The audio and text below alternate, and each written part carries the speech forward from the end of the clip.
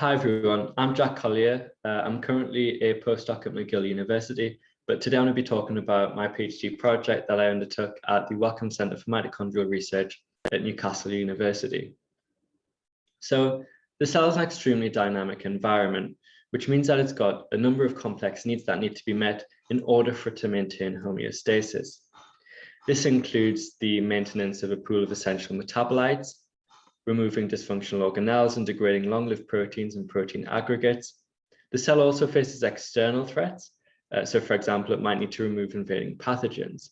And these needs are evolutionarily conserved. So whether we're studying yeast cells or mammalian cells, the chances are that they face these same stresses.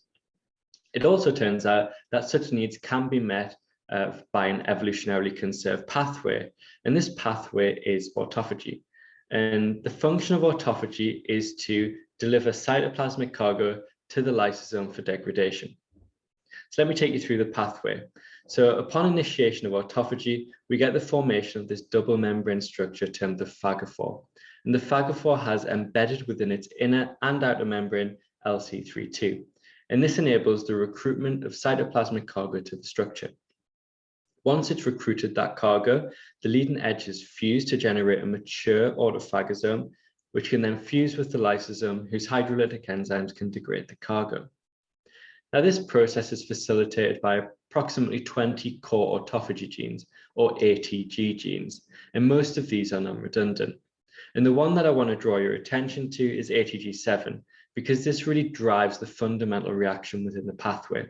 And that's the conversion of LC31 to LC32. LC32 is super important because it modulates several stages of the pathway, but probably most importantly, it confers selectivity upon autophagy. And it does this by either interacting directly with cargo or indirectly with cargo through adapter proteins, including P62, as shown in the diagram here. Now, a lot of what we know about the role of ATG7 in mammalian physiology comes from the study of genetic mouse models. It's thought to encode a largely essential mammalian gene, and that's because ATG7 whole body deletion causes death within 24 hours after birth. Then the subsequent characterization of tissue-specific ATG7 knockout models has demonstrated its systemic importance. So ATG7 deletion from the brain causes neurodegeneration and ataxia, and deletion from skeletal muscle causes loss of muscle mass and strength. Now, in humans, congenital autophagy disorders are extremely rare, and I think it's important to highlight now that until this study, no humans had previously been reported with the complete loss of one of these non-redundant ATG proteins. However, using whole exome sequencing, we've identified recessive pathogenic ATG7 variants in 12 individuals from 5 families. So in family 1, we identified 2 complete loss of function variants. In the remaining families, 2 through 5, we discovered missense variants, and in each family had distinctive variants. As you can see from the clinical photography in panel B, a number of these patients have survived into adulthood, and currently the cohort that we've studied are aged between 4 years old and 72 years old. There is a spectrum of clinical severities that we observe in these patients.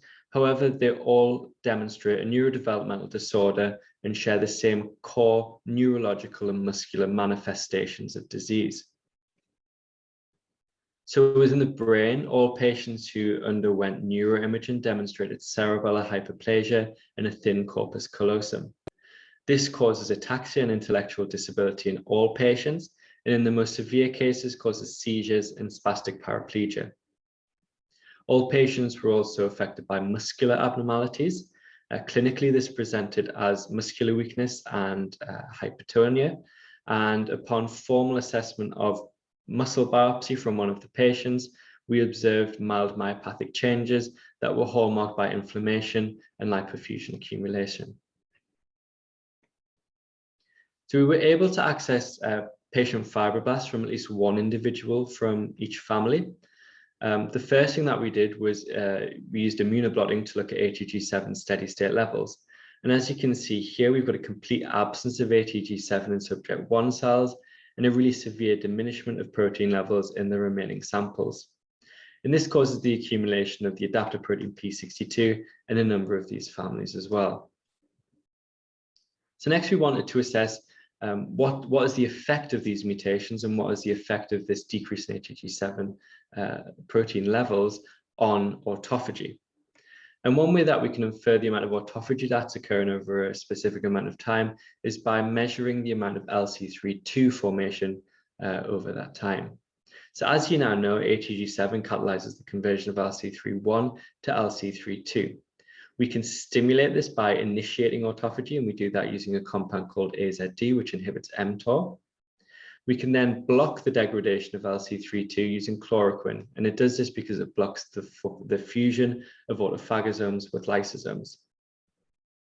Now, when we've got these conditions, we're really testing autophagy to its maximum and generating and accumulating the most LC32.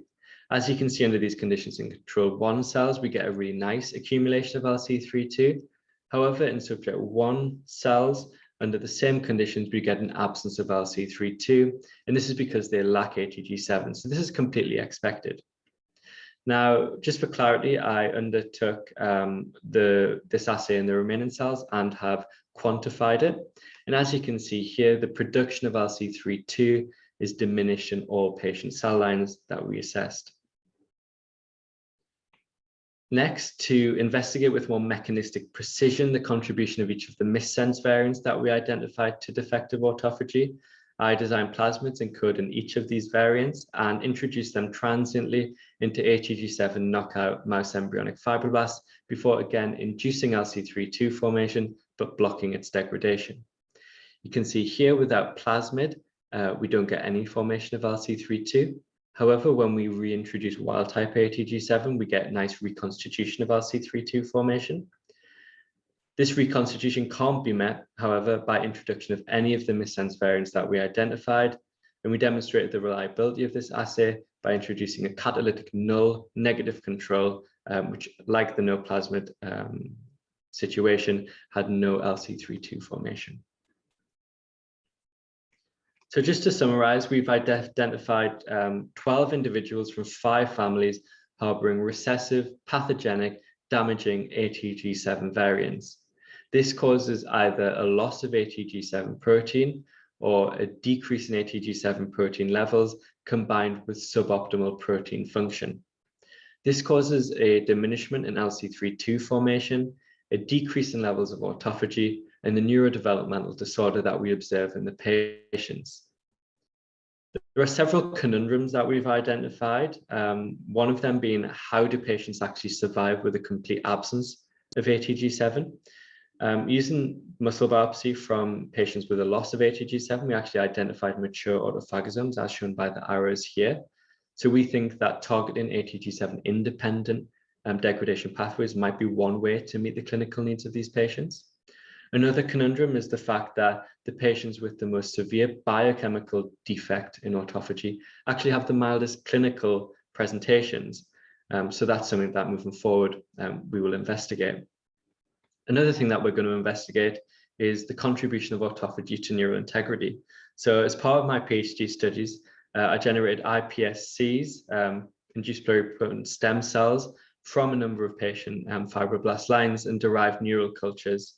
And in the future, the plan is to study their differentiation, their survival, and their function.